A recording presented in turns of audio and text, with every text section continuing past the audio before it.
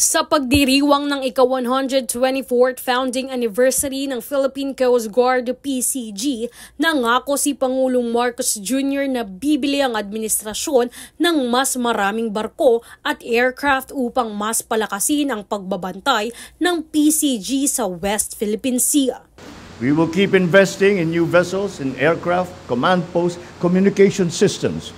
We will improve training facilities and logistics to provide every PCG personnel a sense of dignity in fulfilling their roles.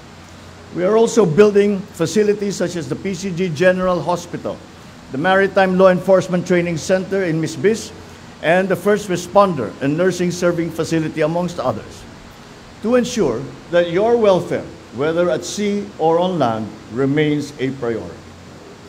Sa kabilang banda, tiniyak ng Pangulo na nakasuporta ang pamahalaan sa ahensya dahil sa dedikasyon at tapang ng mga ito sa pagprotekta sa mga Pilipino sa panahon ng kalamidad.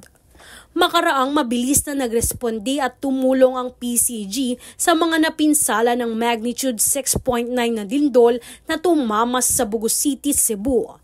Bukod pa rito ay nanunsyo rin ng Pangulo ang bagong PCG General Hospital sa Taguig na sinimulang gawin nitong October 21. Ito ang pinakaunang ospital ng PCG na itatayo sa bansa na magbibigay ng serbisyong pangkalusugan sa mga personnel ng ahensya, kani-kanilang mga pamilya, maging sa mga mamamayang Pilipino lalo na sa oras ng sakuna. Sa kabilang banda, pinuri ng Pangulo ang PCG sa pagprotekta nito sa mga Pilipinong mangingisda sa West Philippine Sea at sa patuloy na pagbabantay sa karagatan ng Pilipinas. And in the West Philippine Sea, you are our first responders, ensuring the safety, dignity, and livelihood of our fisherfolk.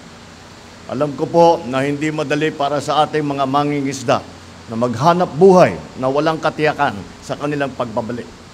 And yet, when they see you carrying the flag at sea, they feel hope that the Filipino spirit will never yield and that they are always in the hearts and minds of all Filipinos and our uniformed services.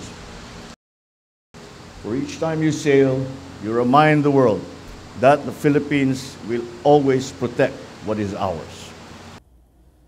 Jovi Rodriguez, nag-uulat para sa Golden Nation Network.